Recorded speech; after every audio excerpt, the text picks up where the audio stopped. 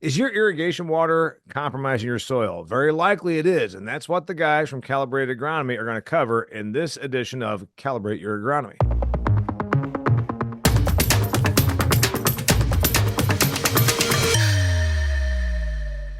Hey, this is a big topic about water, especially being questions are being fielded right now from Mike Evans, Clint Freeze, and Jared Cook. They join me here. I'm Damian Mason, and I'm the host of the Calibrate Your Agronomy video series. If you're a consulting agronomist, if you're a farmer, or if you are just a curious person that wants to help, agronomically, you need to dial into this.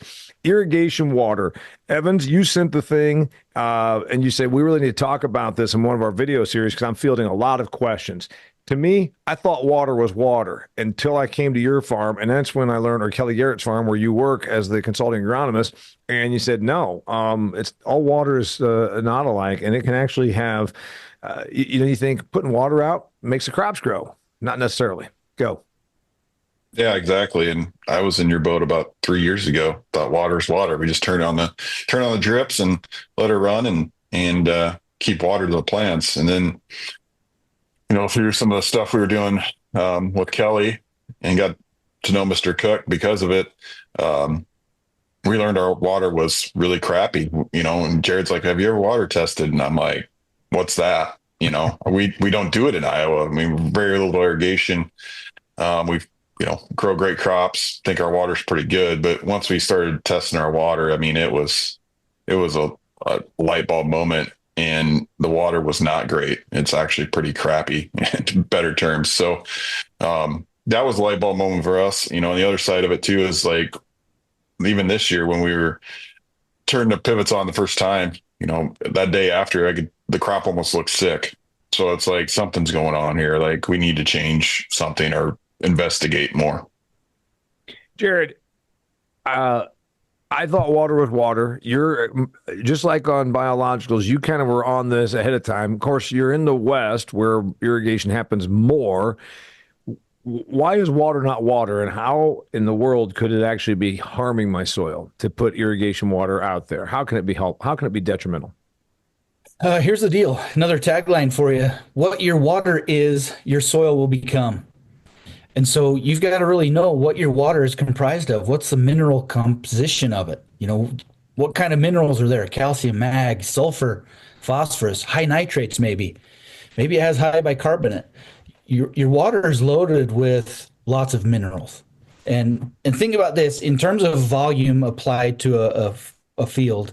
In irrigated ag, water is the number one input, both volume and weight. Think about this, 1 acre inch of water is about, if I did my cowboy math right, so don't judge me if I got it wrong, 1 acre inch is about 250,000 pounds.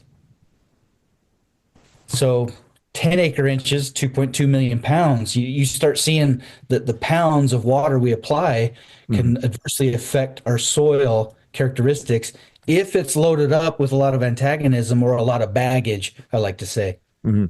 Yeah. So most people think of water as an input. If you're an irrigator, and I've read some less than 20% of American agricultural fields acres are irrigated. But the point is, those that are irrigating, they got to look at water as an input. So, all right, moving over to you, Mr. Freeze. You've got Illinois producers that are broad acre, and you've also got specialty crop people. Sure as hell, irrigation, they don't have they've got a window to make a specialty crop and get a bunch of dollars off of that acre. If their water's wrong, it's wrong. Nobody ever, I'm sure they were just the same as me or even you 5 years ago, 10 years ago, yesterday. I thought water is water. Why isn't it? Well, I think, we keep applying make fertility recs, and we don't take water into consideration on what it's antagonizing or tying up in the soil. Back to Jared's point on what's the mineral composition of it. It's a big input that has the ability to lock up. So I'm going to give you an example. We work with a farmer in Northern Illinois, and we was watching his plant available soil test, the rapid soil, every week. And he had 40 pounds of available phos every week. So we was keeping the micros, keeping nitrogen cranking. Everything looked really good. All of a sudden, he turns his pivot on, and I watch his plant available soil test go to 1.5 pounds of available phos overnight. And so his plant sap still looked good that week, but I still made the rec to apply nitrogen when I should have made the rec to switch to phos. And so that's some of the things Jared's helped us really dial in, but a real world example of how just one turn of a pivot went from 40 pounds of available phos to 1.5. Interesting. All right. So, Mr. Evans, water, you thought it was water, and what problems can it create? Going with Jared's thing, what your water is, what your soil become. If I got a problem with my water and I'm putting it out there, what can it do? I mean, I know that fertility changes soil, biologicals change soil, manure changes soil. How the hell does water change soil? Well, I'll just take Kelly's main well that we deal with. That's a 180-foot well that we pull from an aquifer, and it's high in sulfates, extremely high in sulfates, high alkalinity, like Jared was talking earlier. So it's difficult to change easily. And we got these high sulfates, which could be a benefit to us, right? Because that sulfur could do some amending. But the other problem is it's got a sodium load in it. So when we apply that, we got that sulfur in that water. It's doing changes to the dynamics of the chemistry in the soil. It's leaching out. It could be mag, calcium, potassium, whatever it latches onto, it's going to pull it out. And then when there's sodium sitting there as like it can replace as anything we move. So the things I was seeing in the crop where it gets distressed, almost like a droughty field, was that sodium load coming up through the water. And, that was a huge concern to me once we figured it out, because it put nominal stress on the plant. I got to tell you, I want Jared to answer this. Sodium load coming out of your water, nobody thinks that. No, nobody thinks that that's happening, because no, sodium salt, and salt, that's in the ocean, and that's not in an aquifer in Iowa. What help me be the consumer that's baffled by this, and help me see the light. Generally speaking, you got to look at the origin of the water. Where's the water come from? Usually it comes from surface supplies that infiltrates down into deep aquifers. As it infiltrates through soils, through parent earth material, it gathers minerals, and those minerals go with the water. And so it's inherent in every water. You take an aquifer from Idaho, an aquifer from Iowa, Indiana, wherever. Gave you credit there, Damien, for your home state. That. If you can weave the word calibrate into your answer, you're going to get a gold star. It's coming. Watch. Anyway, so as you look at what the parent material is, where that water's derived from, now gives you an idea of what the baggage is. And so consequently, Idaho water is different from Illinois water. It's not all the same. And we've got to be really dialed in on what our water quality is and what it's bringing to the table. And so it's parent material, parent origin, or where the water is derived. Is there anything, when I look out here, is there anything I can do? I mean, because I'm like, all right, you know what? We're going to put in irrigation and it'll help us with our yields. And then Mike Evans says there's acres that are under pivot that are actually going backward. Is that true? First off, are we really, Evans, are we losing yield? Are we actually seeing where they think it's a fertility problem? You said that, and they're actually losing. They're going backwards in yield. Yeah, that's really, this is the first year, after harvest has gotten over, we've gotten connected with some new people in eastern Nebraska. And that's first. I mean, there's a handful of guys I talked to recently that's a real thing. Like, they're concerned because they went backwards and they don't know what to do. Mm-hmm. So it is a real thing I've seen. All right. So when they call you and they say, I'm going backwards, I thought it was fertility. You say, no, it's probably your water. They say, oh, get out of here. And then, so walk me through the initial physician's call. Yeah. I'll ask guys, like, have you tested your water? And they'll be like, oh yeah, we test our water, and which is, good. They're testing the water, but then how you interpreting that test you're getting is probably the next thing, right? So what are you doing with it? And I think some guys are regulated to do testing on their wells because of some state stuff to monitor some things. But I think not understanding what your water test is telling you is probably the lack of education that might be out there. Not a lot of people know. I didn't know until I got to talking to Jared about it. I mean, I had no clue. Nobody's ever even talked about it out here. Obviously, for one, we don't have a lot of irrigation, but It's just never a common, P and K. Let's talk about that. I don't want to talk about your water. So, I mean, it's just part of our culture out here. Clint, you're in, obviously part of the Illinois doesn't have a tremendous amount of irrigation because we don't need to do that in the Midwest, or Eastern Corn Belt at least. If you told your customers, hey, your water could be compromising your soil, and they say, get out of here. I mean, this is kind of you're a little bit, we're a little Twilight Zone here. We're a little different. We're a little out of left field, I should say. Well, I think so.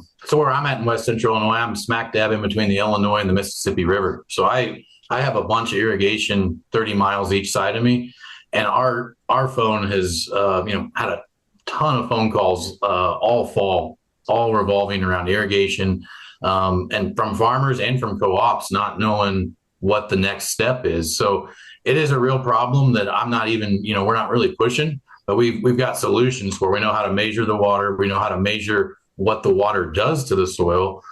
And then there's all sorts of things we can do to build into a fertility program, a cost-effective solution to put the whole thing together. But it's a very individual case.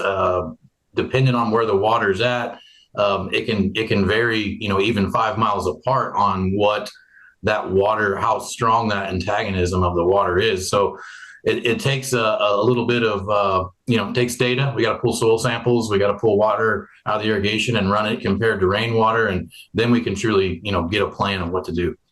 All right. So, Jared, if I had a water tank that just filled up with my out of my well, I can go over there and pull a sample and then say, okay, it's got, I don't know, too much sulfur, to use Evan's example.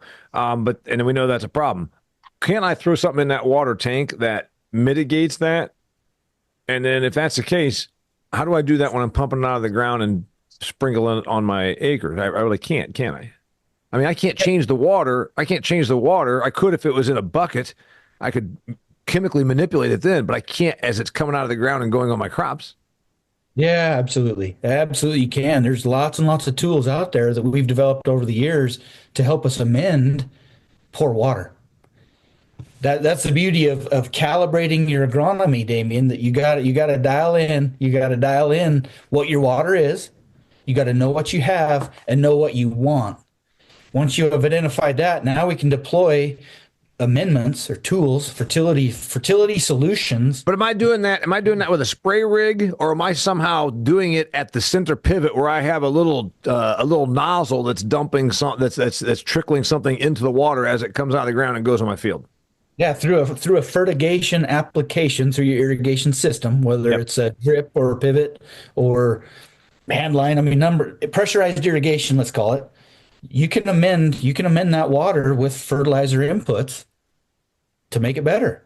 That's easy. We've been doing it for 31 years out here in Idaho. So this is nothing new to us. We've been at it for a long, long time. Okay, so I do it through fertigation systems. Is there also something then that I do with the spray rig? I mean, am I applying something? Can I apply something to work antagonistically or synergistically, Evans? Can I do something with my fertility program that then says, hey, I'm making up for a water problem by doing this? I don't think so. I haven't found anything. So it's the water, period. I mean, what goes back to what Jared said is if you're irrigating, that's your number one input. So, I mean, that's what you're dealing with. That's what you got to figure out. So you got to fix the water. Yep. All right. Mike Miles down in Arkansas does flood irrigation. I can't do a fertigation system there. So if his water is a problem, there's no fixing that, is there? No, you can fix it, Damien. You got to rig systems that allow you to deliver the right volume of amendment into that flood system because you're delivering such high volume. Okay. In fact, those are some of the best systems and easiest systems to fix. Okay, so so a person is questioning, they're saying, is the irrigation water compromising your soil? The answer is it could be because of sulfates, it could be because of salts, and then what are the other few things here, Clint, that how might I be compromising my soil? And then we're going to go through how I fix it. The mineral composition of your water, the bicarbonates of your water are the big ones. And so, the big thing I would say as a farmer, if you're experiencing your center pivots yielding less than your dryland corners, call sooner than later and we can start to work on a plan, because the plan will revolve around building it into your fertility program to make it cost effective. Yeah, well, and that if you're in a dry area, like if you're out west, that's never going to happen because even if you're compromising your soil, the corners are going to get 6 bushels and the other stuff's going to do it. So, what do you think, Jared? I mean, it seems to me that there might be people that have a compromised soil and they don't realize it because they didn't just go with that doorbell test. Right. It's geography specific, right? We live and die by irrigation in the West. If we didn't have it, we'd be arid, desolate, and living in Iowa. No offense, Damien, in Indiana. But anyway, but you think about the Midwest where you guys got lots of rainfall. I mean, I don't know what your average precip is, probably 20 plus inches, let's call it. 38. 30. Oh yeah. See, 38 inches, everything's blanket spread. You got irrigation over everything. So that's the difference, right? Is you guys got natural irrigation. We have to push the button and make it rain. Mm-hmm.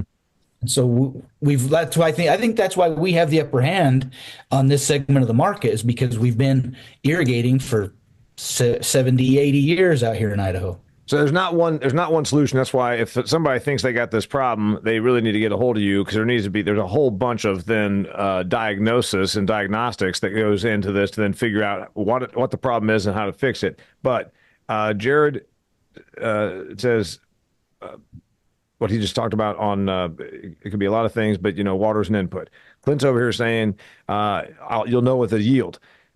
Mike Evans, how might I know that I've got compromised soil because of my irrigation without even the yield? You said you could tell by looking at the crop.